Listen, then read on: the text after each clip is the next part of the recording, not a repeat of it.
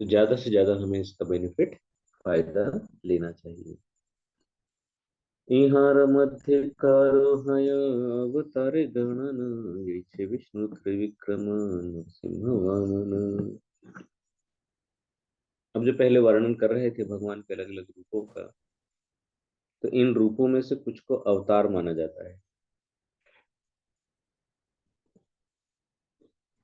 जैसे हम बता रहे थे भगवान के स्वयं रूप, विलास विस्तार, वैभव, प्रकाश, प्राभव, तो उनमें से कुछ को अवतार माना जाता है। जैसे भगवान श्री विष्णु त्रिविक्रम, भगवान श्री नरसिंह, भगवान श्री वामन। अस्त्र धृति भेद नाम भेदेर कारण, चक्रादि धारण भेद शिव सनातन। हे सनातन, अब मुझसे सुनो कि किस तरह विभिन्न विष्णु मूर्तियां अपने अपने अस्त्र जैसे चक्र इत्यादि धारण करती हैं, एवं किस तरह अपने हाथों में धारण किए गए अस्त्रों के अनुसार उनके नाम पड़ते हैं। तो अभी तो हमें नाम बता दिए, अब उनके नाम क्यों पड़े, तो अलग अलग तरह से शस्त्र धारण करते हैं, रंग रूप आकार वेश, और इसमें तो भेद है। उसके अलावा शस्त्रों को धारण करने का भी जो उनका तरीका है वो अलग अलग है। तो आगे हम देखते हैं।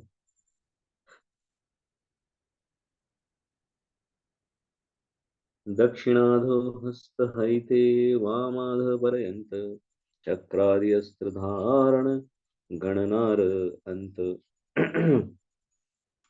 कैसे काउंटिंग करेंगे, तो अ, जैसे फोर हैंडेड फॉर्म है भगवान का, चतुर्भुज स्वरूप है, तो जो दाया दाया तरफ है, तो नीचे वाले दाएं हाथ से फिर ऊपर का दायां हाथ, फिर हम बाईं तरफ आएंगे तो फिर बाएं वाला ऊपर का हाथ, और फिर नीचे का, मतलब एक चक्र बनता है।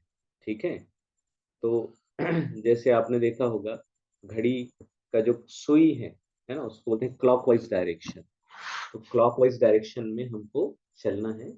समझिए भगवान का श्री विग्रह आपके सामने है, और आपको क्लॉकवाइज डायरेक्शन में रोटेट करते हुए जाना है। तो नीचे से शुरू करना है। तो आपके सामने जब भगवान होंगे, तो निचले दाएं हाथ से ऊपर का दायां हाथ, फिर ऊपर का बायां हाथ, और फिर नीचे का बायां हाथ। तो नीचे जैसे आप समझिए कि जैसे घड़ी में जो है सेकेंड का काटा है ना, रोटेट होता है, तो समझिए लगभग 8 के ऊपर यदि वो सेकेंड का काटा है, तो ऐसे शुरू करना है और घूम के आएगा तो 4 के ऊपर तक आएगा। ऐसा आप समझिए। तो इसको यानी क्रम या चक्र जो है, चक्र आदि। तो भगवान विष्णु का नाम उनके हाथों में धारण किए गए अस्त्रों के क्रम के अनुसार होता है। तो जब भी अब महाप्रभु जी आपको बताएंगे या हमें बताएंगे कि ऐसे ऐसे शस्त्र धारण किए हैं, तो जो शस्त्र का नाम पहले लिया जाएगा वो दाहिने हाथ में होगा। कौन से? नीचे वाले दाहिने हाथ में। फिर जो शस्त्र का नाम दूसरे नंबर पे आएगा वो ऊपर वाले दाहिने हाथ में। तीसरे नंबर पे जो आएगा ऊपर के बाएं हाथ पे। चौथे नंबर पे जो आएगा वो नीचे के बाएं हाथ में। सिद्धार्थ संहिता करे 26 मूर्ति गणन, तरमते कही आगे चक्रादि धारण। तो सिद्धार्थ संहिता नाम का ग्रंथ है, वहां से उसके अनुसार भगवान विष्णु के 24 रूप हैं। सर्वप्रथम मैं उसी ग्रंथ के अनुसार चक्र से आरंभ करके उन अस्त्रों की स्थिति का वर्णन करूंगा।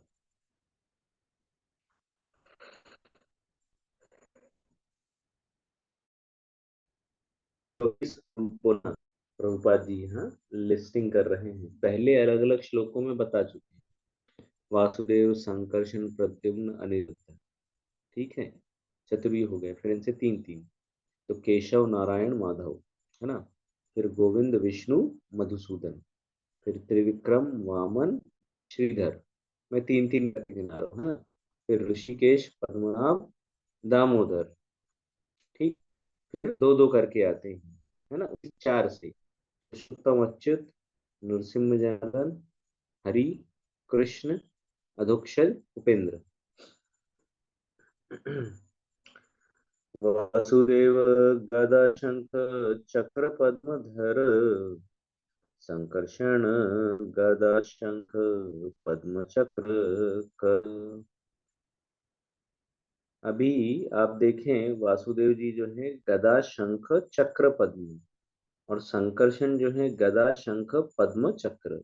बिल्कुल थोड़ा सा शस्त्र वही है, गदा शंख चक्र पद्म, गदा शंख पद्म चक्र, शस्त्र वही है, थोड़ा सा सीक्वेंस चेंज हो गया। तो भगवान श्री वासुदेव अपने निचले दाहिने हाथ में, जैसा मैंने कहा आपको कि पहला यदि नाम लिया गया है तो नीचे का दाहिना हाथ है ना, उसमें गदा है। फिर दूसरा जो शस्त्र का नाम दिया गया है तो ऊपर का दायां हाथ, उसमें शंख है। फिर ऊपर का बायां हाथ, उसमें चक्र है। थोड़ा इमेजिन करें और, है ना। और फिर चौथे नंबर पे जो आया पद्म यानी कमल का फूल, उस वो सबसे नीचे के बाएं हाथ में। तो संकर्षण जी अपने निचले दाहिने हाथ में गदा, ऊपरी दाएं हाथ में शंख, ऊपरी बाएं हाथ में कमल का फूल, और निचले हाथ में, निचले बाएं हाथ में चक्र धारण करते हैं। प्रद्युम्न चक्र शंख गदा पद्म धर, अनिरुद्ध चक्र गदा शंख पद्म कर। अभी वही चार अस्त्र चल रहे हैं, शंख चक्र गदा पद्म। ये फिट हो गया मेरे दिमाग में, शंख चक्र गदा पद्म, शंख चक्र गदा पद्म, ये फिट हो गया, लेकिन उसमें सीक्वेंस चेंज होता रहता है।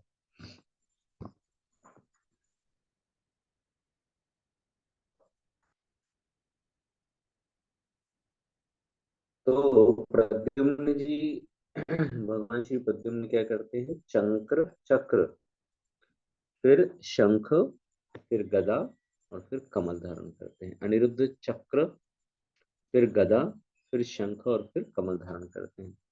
परव्यो में वासुदेवादि निज निज अस्त्र धर, तारमत कही सब अस्त्र कर। पर्वयों में वासुदेव आदि अंश अपने अपने क्रम से अस्त्रों को धारण करते हैं। उनका वर्णन करने के लिए मैं सिद्धार्थ संहिता के मत को दोहरा रहा हूँ। श्री केशव पद्म शंख चक्र गदाधर, नारायण शंख पद्म गदा चक्र धर।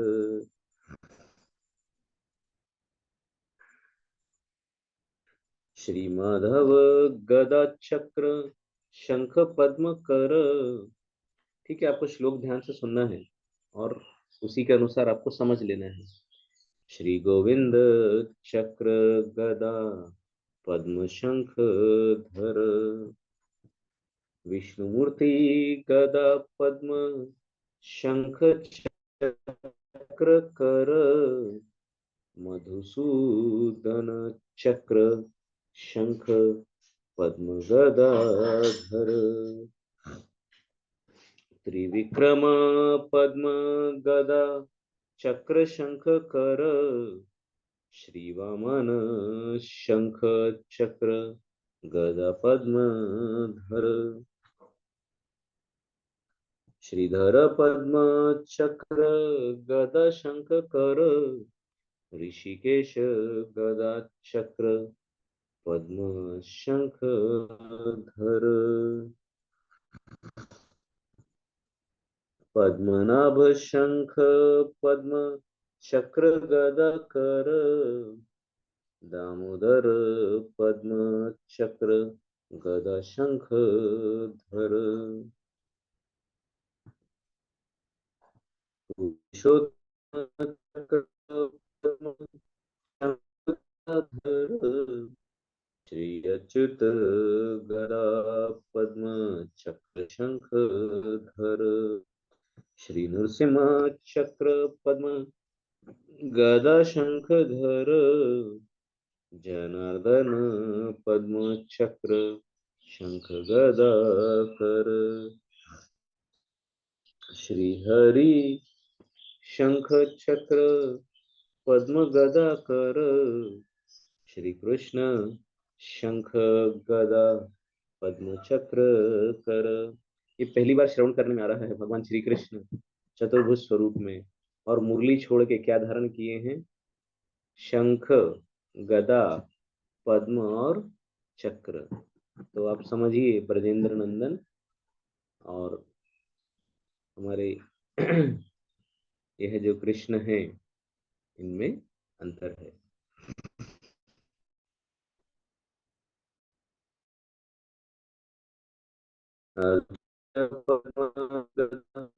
शंख चक्र कर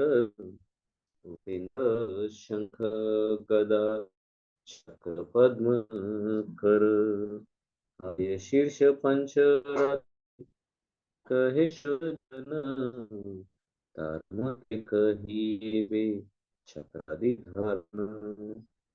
शीर्ष पंचरात्र के अनुसार 16 पुरुष हैं। मैं अब उस मत का वर्णन करूंगा कि वे किस तरह अस्त्रों को धारण करते हैं। तो पहले पहले सिद्धांत पंचरात्र के अनुसार वर्णन किया, अब हय शीर्ष पंचरात्र के अनुसार वर्णन करेंगे। तो पुरुष पहले हैं, अब 16 संकर्षण प्रद्युम्न अनिरुद्ध केशव नारायण गोविंद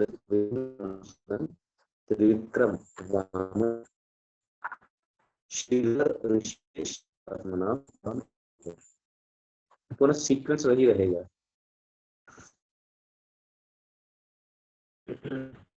ठीक है। केशव भेदे पद्म शंख गदा चक्र यस माता जी।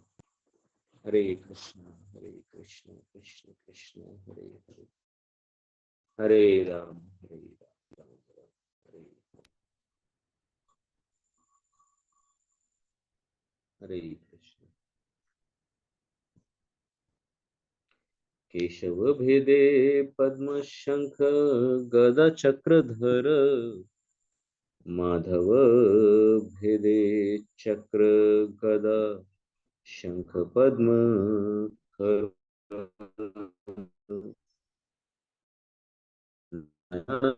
भेदे नाना अस्त्र भेद धर इत्यादि भेद ए सब अस्त्र कर।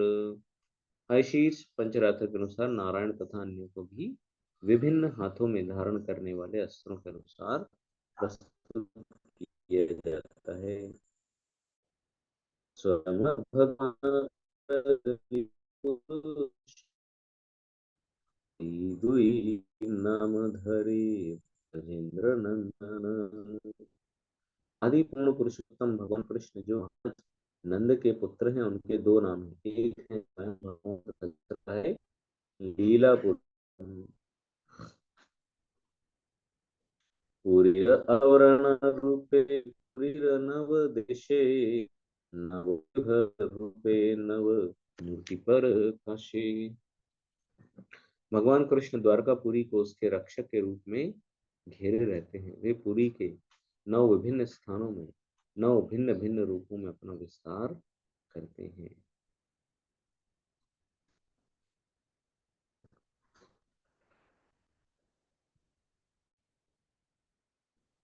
चत्वारो वासु चत्वारो वासुदेव नारायणानुसंतौ हयग्रीवो महाक्रोडो ब्रह्मा च इति नो नवोदित।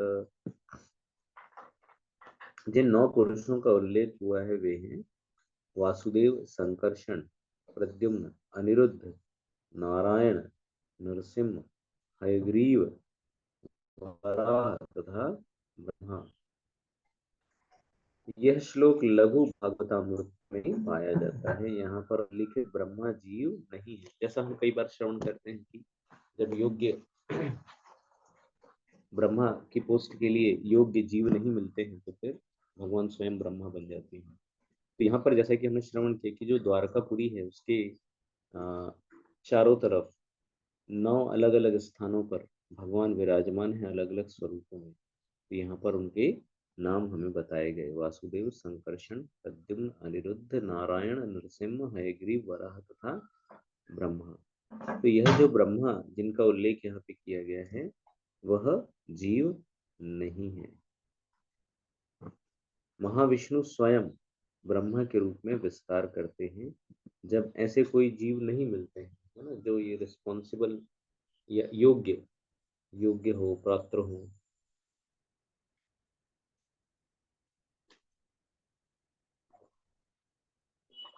तो फिर स्वयं महाविष्णु जो है ब्रह्मा जी के रूप में विस्तारित हो जाते हैं।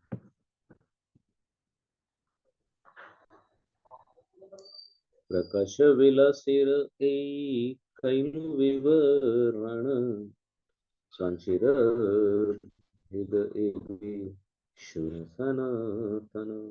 तो अब मैंने जिन रूपों का वर्णन किया है वो कौन कौन से हैं? विलास रूप, प्रकाश रूप, है ना। विलासों तथा प्रकाशों का वर्णन मैं कर चुका हूँ। अब मुझसे विभिन्न स्व अंशों के रूप विषय में सुनो। तो हे सनातन गोस्वामी, अब आप मुझसे स्व अंशों के विषय में सुनो।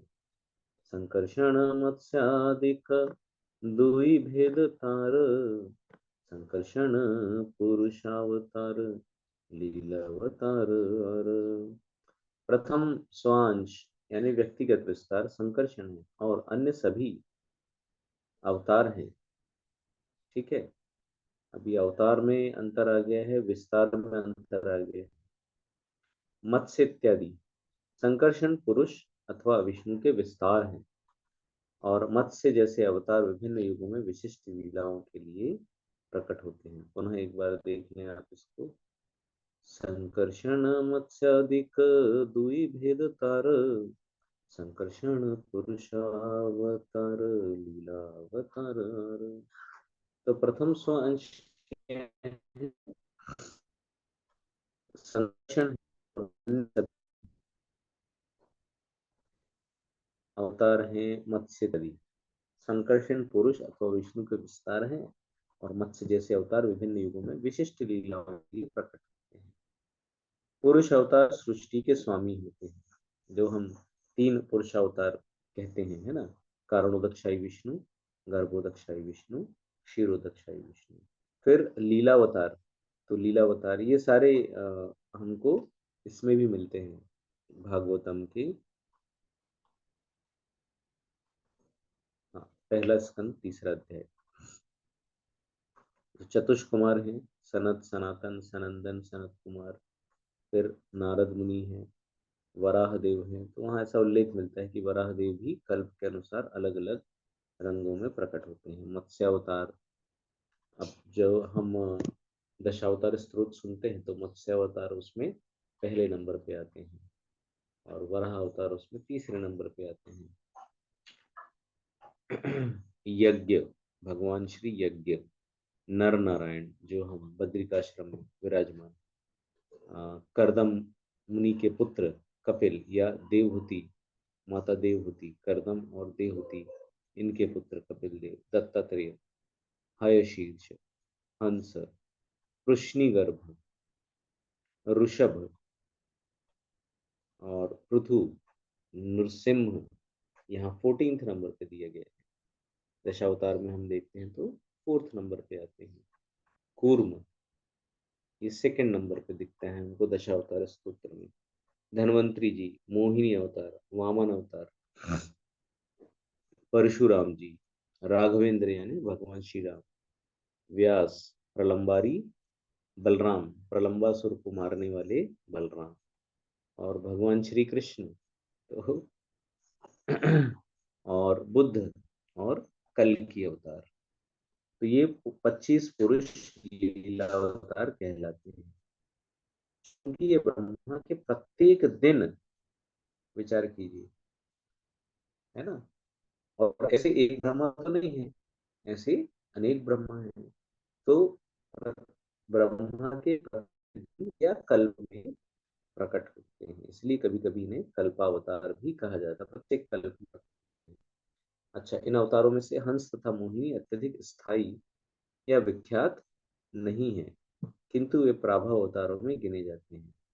कपिल मुनि, दत्तात्रेय, ऋषभ, धन्वंतरी, व्यास ये नित्य विद्यमान है और अत्यधिक प्रसिद्ध है।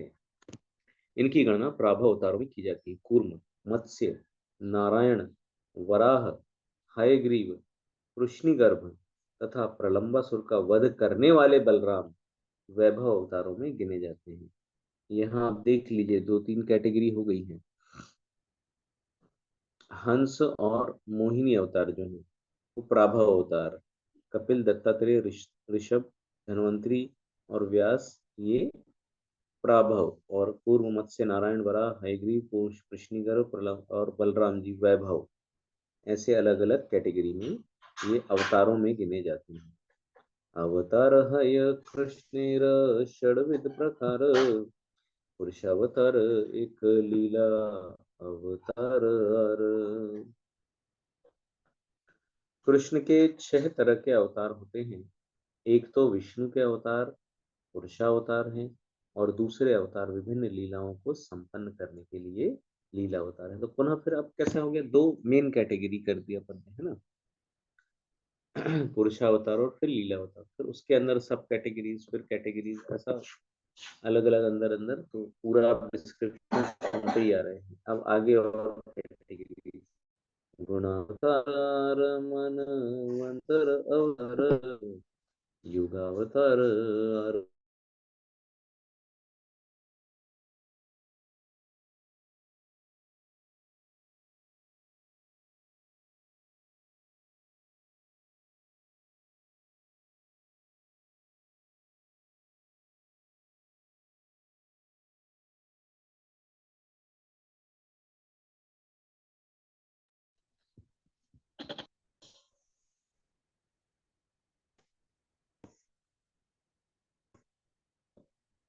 हरे कृष्णा, क्षमा करें, कॉल आ गया था। हरे कृष्ण। तो क्या कह रहे हैं महाप्रभु जी, गुणावतार मनवंतर अवतार युगावतार शक्त्या वेश अवतार। तो गुणावतार ये क्या करते हैं, भौतिक गुणों का नियंत्रण करते हैं। मनवंतर अवतार, क्यों मनवंतर अवतार कहा गया, तो प्रत्येक मनु, है ना, हम जैसा जानते हैं कि ब्रह्मा जी के एक दिन के 12 घंटे में, है ना, एक दिन में 24 घंटे होते हैं, तो जो 12 घंटे होते हैं उसमें 14 मनु प्रकट होते हैं, उनका शासन काल होता है, और उसके बाद दूसरे दिन पुनः, तो प्रत्येक मनु के शासन काल में प्रकट होते हैं। विचार कीजिए, प्रत्येक मनु, है ना, अभी हम 7वें मनवंतर में हैं, व्यवस्वन व्यवस्वत मनु। तो इस तरह से प्रत्येक मनु, इसका मतलब 14 मनु है, तो 14 मनवंतर अवतार, युगावतार, अलग अलग युग हैं। अब एक मनु की जो आयु है वो कितनी है, 71 चतुर्युग। तो इसमें क्या पता चल रहा है आपको, प्रत्येक युग में अवतार लेते हैं। काउंटिंग करके देखें आप, 71 चतुर्युग हैं, 14 मनु हैं, और प्रत्येक चतुर्युग यानी एक एक चतुर्युग में 4 हो गए, है ना, सतयुग त्रेता द्वापर कली, तो 4 × 71 × 14, इतने मनवंतर अवतार, युगा अवतार कभी कभी कॉमन हो जाते हैं। उसके अलावा क्या है, शक्त्यावेश अवतार, शक्ति संचारित जीवों के अवतार।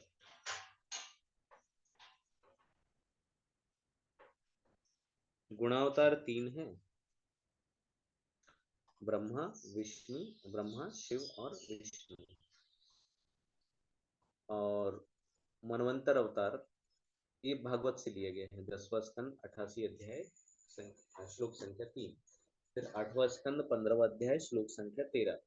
मनवंतर अवतारों की सूची दी गई, यज्ञ विभु सत्यसेन हरि वैकुंठ अजित वामन सार्वभौम ऋषभ विश्वक्सेन धर्म सेतु सुदामा सुधामा योगेश्वर तथा बृहदभानु, कुल मिलाकर 14 अवतार, जिनमें से यज्ञ तथा वामन वामन की गणना लीला अवतारों में भी की जाती है ना, कुछ कॉमन हो जाते हैं। ये सारे मनवंतर अवतार कभी वैभव अवतार कहलाते हैं, कभी कभी 4 युगावतार हैं, सतयुग में शुक्ल, त्रेता युग में रक्त, द्वापर युग में श्याम। ये सब भागवत से ही लिए गए हैं। 11वां स्कंद 5वां अध्याय श्लोक संख्या 21, फिर 24, फिर 27 और फिर 32। तो द्वापर युग में श्याम वर्ण, कलयुग में सामान्यतया कृष्ण काला, किंतु विशेष दशाओं में पीत वर्ण, तथा चैतन्य महाप्रभु।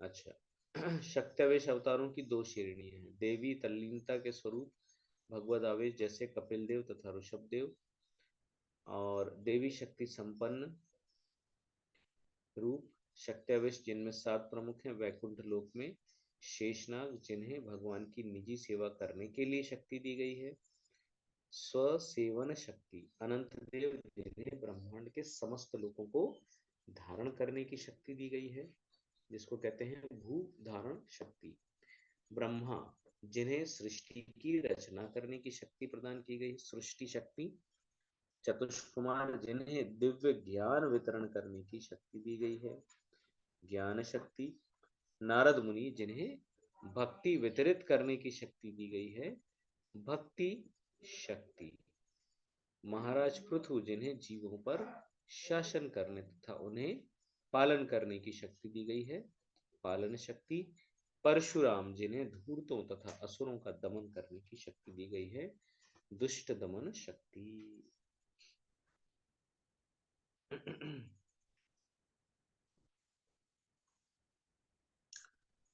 बाल्यपौगण्डहय विग्रहेरधर्म हेतरूपे लीला करेण ब्रजेंद्र नंदन। अर्चा विग्रह की विशिष्ट अवस्थाएं हैं, बाल्य तथा पौगंड। महाराज नंद के पुत्र श्री कृष्ण ने शिशु तथा बालक के रूप में अपनी लीलाएं संपन्न की।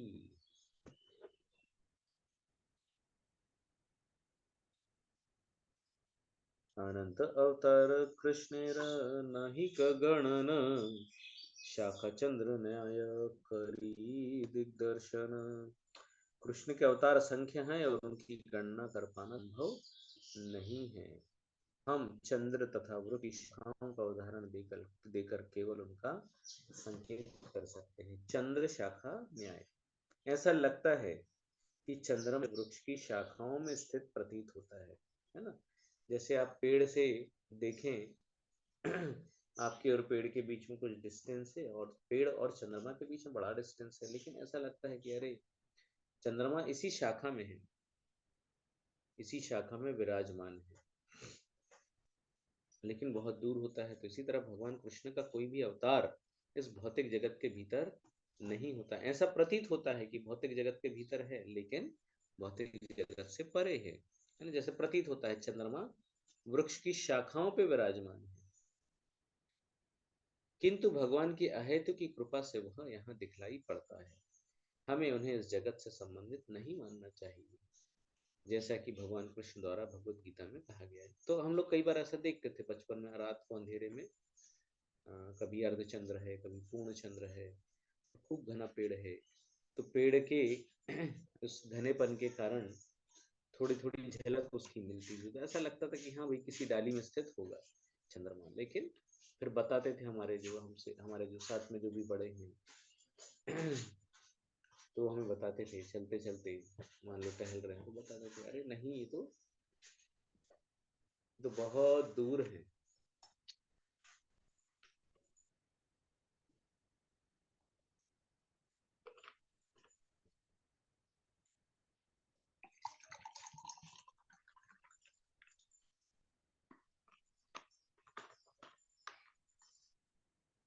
तो जैसा कि भगवान कृष्ण स्वयं भगवद गीता के 9वें अध्याय 11वें श्लोक में कहते हैं, अवजानन्ति मामूढ़ं मानुषं तनुम् आश्रितं परं भावम् अजानन्तो मम भूत महेश्वरम।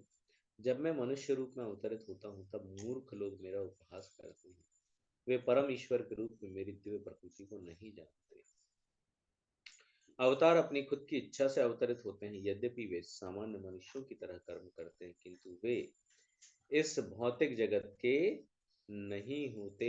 भगवान कृष्ण तथा उनके अवतारों को भगवत कृपा से ही समझा जा सकता है। नायम् आत्मा प्रवचनेन लभ्यो न मेधया न बहुना श्रुतेन, यमेवैष वृणुते तेन लभ्य तस्यैष आत्मा विवृणुते तनुं स्वाम। कठोपनिषद का ये श्लोक है। निपुण व्याख्याओं से परम भगवान को नहीं पाया जा सकता, नहीं उन्हें तीक्ष्ण बुद्धि अथवा अत्यधिक श्रवण से पाया जा सकता है। उन्हें तो वही पा सकता है जिसे वे स्वयं चुनते हैं, ऐसे व्यक्ति के समक्ष वे अपने स्वरूप को स्वयं प्रकट करते हैं।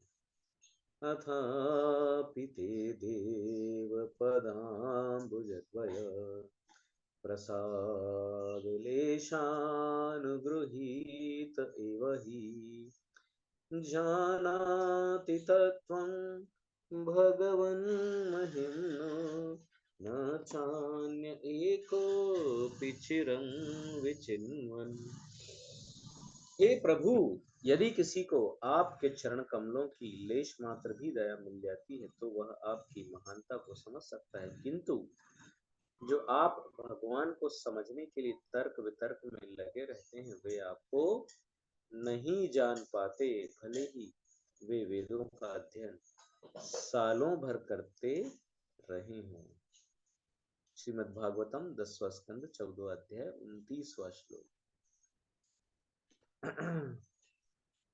अवतारः असंख्येया हरे सत्त्वनिधिर्द्विजा यथा विदासीनः कुल्या सरसस्युसहर्षः। हे विद्वान ब्राह्मणों, जिस प्रकार विशाल जलाशयों से लाखों छोटे छोटे झरने निकलते हैं, उसी तरह से समस्त शक्तियों के आगार पूर्ण पुरुषोत्तम भगवान श्री हरि से असंख्य अवतार प्रकट होते हैं। श्रीमद् भागवतम पहला स्कंद 3रा अध्याय 26वां श्लोक। अब यहाँ जो पुरुषावतारों का प्राकट्य है ये हम अगली कक्षा में श्रवण करेंगे। हरे कृष्ण। कृष्ण है, आप भक्तों का तो पूछ सकते हैं, आगे आप कोऑर्डिनेट कर सकते हैं। हरे कृष्ण। थैंक यू प्रभु जी। तो भगवान के विस्तारों के बारे में हम पहले सुन चुके हैं, लेकिन विस्तारों के क्रम है और उन्हें समझने का, उन्हें पहचानने का भी क्रम है। ये हमने आज पहली बार सुना। और जैसे कि आपने बताया कि शंख, चक्र, गदा और पद्म, इनके क्रम से ही भेद को समझा जा सकता है। और भगवान विभिन्न नाम से और विभिन्न अवतारों से प्रकट होते हैं। और सबकी सबकी शक्तियाँ अलग अलग हैं, सबके कार्य अलग अलग हैं। और इन सबको जो आवश्यक शक्तियाँ भगवान से मिलती हैं। और इसमें जैसे कि आपने कठोपनिषद, लघु भागवतम व्रत से कई सारे श्लोकों को कोट करके बताया। इसमें एक जगह पे आया कि ब्रह्मा को जीव नहीं माना जाता, वो भगवान विष्णु के अंश है। वीर अवतार, गुणावतार, मनवंतर अवतार, योगावतार, शक्त्यावेश अवतार और भगवान के स्वांश अवतार विभास, प्रभास, विलास। और जो भगवान के प्रथम स्वांश अवतार है वो संकर्षण है, और फिर उसके बाद में सभी अवतार प्रकट होते हैं। और हम जो 10 नाम अवतार में भी देखते हैं कि मीन भगवान के पहले अवतार हैं, लेकिन यहाँ पे थोड़ा बदल जाता है। और जो विभिन्न लीला अवतार है उसमें भगवान विभिन्न शक्तियाँ प्रदान करते हैं। तो यदि कोई आवश्यक ऐसा कोई योग्य व्यक्ति नहीं मिलता जो ब्रह्मा के पद को ग्रहण कर सके तो वहाँ से ब्रह्मा भी बन जाते हैं। और 24 वीर अवतारों के बारे में आपने बताया, उसके बारे में भागवत में भी पहले आपने चर्चा की थी। प्रभु जी एक जगह पे आया था कि जो ब्रजेंद्र नंदन कृष्ण है और जो धरती में प्रकट कृष्ण है उसमें भेद है। तो थोड़ा सा इसको एक्सप्लेन कीजिएगा प्रभु जी, क्योंकि इस कौन में जनरली कहा जाता है कि इसमें कोई अंतर नहीं है। हरे कृष्ण। हरे कृष्ण माता जी। धरती पे प्रकट कृष्ण मतलब धरती पे ब्रजधाम पे ही तो आते हैं भगवान श्री कृष्ण। जी प्रभु जी, मतलब ब्रजेंद्र नंदन कृष्ण और तो जो ब्रज भगवान है कृष्ण में कोई अंतर वही नहीं है। धरती पे है और वही ब्रजेंद्र नंदन है, तो क्या डिफरेंस हुआ दोनों में? जी हरे मैंने शायद अभी कृष्णा बीच में प्रभु देख जी, वासुदेव कृष्ण के बारे में शायद पूछ रहे माता जी। नहीं माता जी, वो ब्रजेंद्र नंदन कृष्ण के बारे में बात हुई थी तो प्रभु जी ने अभी शायद पढ़ा था कि दोनों में भेद है। हो सकता है मैंने गलत देख लिया हो। हाँ, जो द्वारका में मैंने बताया 9 अलग अलग स्थानों में, उसमें एक नाम है भगवान कृष्ण का और उनके चतुर्भुज स्वरूप का, और उसमें अलग अलग शस्त्र हैं। बाकी कोई डिफरेंस नहीं है। आप देखें जितने भी हमने अवतारों के नाम लिए हैं या विस्तारों के नाम लिए हैं, क्या डिफरेंस है? सिर्फ उनका रंग रूप और शस्त्र का जो क्रम है वो थोड़ा सा डिफरेंस है। हरे कृष्ण। हरे यानी कृष्ण। डिफरेंस यदि है भी, आपको लगता भी है, तो क्या डिफरेंस है ना? चतुर्भुज होंगे या द्विभुज होंगे, और चतुर्भुज हैं यदि तो उसमें अस्त्रों का ही क्रम है, बाकी कुछ नहीं है। हरे कृष्ण। हरे कृष्णा जी प्रभु जी, थैंक यू प्रभु जी। अनीता माता जी आप अनम्यूट कर सकते हैं। जी हरे कृष्णा। सभी विष्णु को मेरा दंडवत प्रणाम। प्रभु जी आपने बहुत अच्छे से बताया है, और भगवान के अलग अलग अस्त्र शस्त्रों के से उनके हम अलग अलग उनको पहचान सकते हैं, और उनके अलग अलग नाम हैं। ने बहुत सारे इनके अवतार बताए हैं, लीला अवतार और निशक्ताश अवतार। और आपने जो बहुत क्लियर करके बताया है, और अर्च विग्रह की भी आपने बताया है कि उनकी भी अलग अलग रहता है, जैसे पाल्य है और पुंगंडी भी आपने बताया था प्रभु जी। और बहुत सारी इसमें आपने ये युग भगवान के 24 अवतार और 14 अवतार, ये सब अलग अलग बताए हैं। तो इनको थोड़ा सा चार्ट करके करेंगे तो थोड़ा ज्यादा क्लियर होगा, नहीं तो वो हम गुण अवतार लीला अवतार सबको मतलब अलग अलग करेंगे तब हमें थोड़ा ज्यादा अच्छे से क्लियर होगा। तो ये तो आपने बहुत अच्छा क्लियर करा था प्रभु जी। हरे कृष्ण। इस ये प्रसंग की विशेषता ये है कि भगवान के नामों का आप निरंतर श्रवण कर पा रहे हैं। तो मुख्य बात ये है, ध्यान में नहीं रह रहा है, इससे निराश नहीं होना है, लेकिन भगवान के जो विविध नाम हैं और उनके विषय में आपको श्रवण करने का एक अवसर मिल रहा है, वो ज्यादा इम्पोर्टेंट है। हरे कृष्ण जी। नेक्स्ट। हरे कृष्णा दंड प्रणाम प्रभु जी। हरे कृष्णा आप सभी को दंड प्रणाम। थैंक यू प्रभु जी। और जो सबसे पहले ही जो किस प्रकार से हम पहचान करें, गणना की जो विधि है वो भी कितनी अनूठी बताई है गई है कि निचले दाएं हाथ से आप प्रारंभ करें और ऊपरी दाहिने हाथ की ओर जाएं, और जिस प्रकार से शस्त्र धारण किए हैं तो बिल्कुल शस्त्रों के क्रम बदलने से ही पहचान हो सकती है। तो साधारण तौर पर तो ऐसे नहीं ज्ञात हो कि आप कौन से विष्णु के कौन से रूप गिने जाएंगे यहाँ पर। प्रभु जी जैसे इसमें 24 रूप हैं, उनमें जैसे भगवान कृष्ण को भी गिना जा रहा है, तो वो इसी कारण से तो नहीं जो कंफ्यूजन हो जाता है कि भगवान विष्णु के ही अवतार माने जाते हैं कृष्ण, ऐसे कंफ्यूजन के लिए। बाकी तो हम जानते हैं कि स्वयं अवतारी हैं और उन्हीं से सारे अवतार निकलते हैं, और वो गिनने के कारण तो कंफ्यूजन नहीं प्रभु जी, जिनको क्रिएटर का सब कुछ। जिनको ये कंफ्यूजन है, जिनको ये कंफ्यूजन है, आप उनसे पूछ के देखिए, क्या इतनी डिटेल पढ़ी है कभी आपने? यदि वो इतनी डिटेल जानते हैं और फिर उनका कंफ्यूजन है या फिर वो कंक्लूड कर रहे हैं, तो फिर ठीक है। अदरवाइज तो मुझे तो नहीं लगता। मैंने भी अपने जीवन काल में जितनी बार भी सुना विष्णु के अवतार हैं कृष्ण, तो सिर्फ सुना ही है, कभी किसी से इतनी डिटेल मैंने नहीं सुनी है जैसे यहाँ पे महाप्रभु जी ने जितना डिटेल दिया है। तो मुझे ऐसा नहीं लगता कि लोगों के मन में जो कंफ्यूजन है वो इस वजह से है जिस वजह से हम आज जान रहे हैं। हरे कृष्ण। जी प्रभु जी, थैंक यू प्रभु जी, क्योंकि इतनी डिटेल में कभी भी कोई जानकारी होना मतलब चेतन चरितमृत को छोड़ के बाकी जगह से मुझे नहीं लग रहा है कि इतना कुछ विस्तार पूर्वक सब चीजें एक्सप्लेन की गई है। और क्योंकि शस्त्र बदलने से यहाँ पर रूप बदल जाते हैं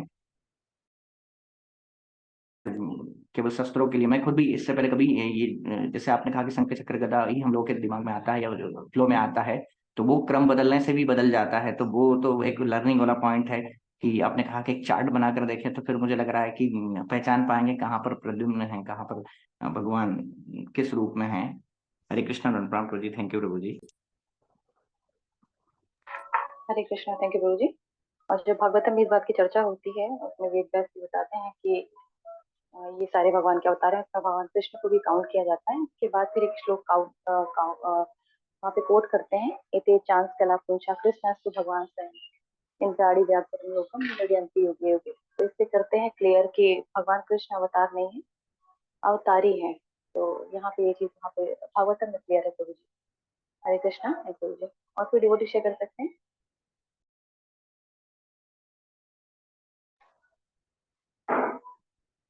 ठीक है, और कोई शेयरिंग नहीं है। कोट रीड कर लेती हूँ। आज का कोट है, मुझे ये जानकर अत्यंत प्रसन्नता है कि तुम अपने आध्यात्मिक कार्यों को अच्छी तरह कर रहे हो और अपराध न करने के प्रति सदैव सचेत रहते हो। श्री कृष्ण और उनके प्रतिनिधि गुरु की सेवा करते समय हमें थोड़ा सदैव भयभीत रहना चाहिए, अर्थात अत्यंत सावधान। इस भाव से तुम कृष्ण भावनामृत में प्रगति करोगे। गोपाल कृष्ण पत्र 21 अप्रैल 1970 कोट है। यद्यपि कोई व्यक्ति केवल एक दिन, एक मिनट अथवा एक क्षण के लिए ही हरे कृष्ण का कीर्तन सुनता है, फिर भी एक न एक दिन यह अवश्य प्रभाव डालेगा। अतः मानव समाज के लिए यह सर्वोत्तम कार्य कल्याण कार्य है। प्रवचन श्रीमद् भगवद गीता यथारूप 5/17/24 लॉस एंजलिस 1970। हरे कृष्णा। तो प्रभु जी बहुत बहुत धन्यवाद आपको। एक बार हम प्रार्थना करते हैं प्रभु जी के लिए। हरे कृष्ण कृष्ण हरे कृष्ण कृष्ण कृष्ण कृष्ण हरे हरे राम राम हरे राम कृष्ण हरे हरे। कृष्ण कृष्ण हरे हरे हरे, हरे राम राम हरे हरे, हरे कृष्ण कृष्ण हरे राम हरे हरे, हरे कृष्ण कृष्ण हरे हरे, हरे राम राम हरे हरे।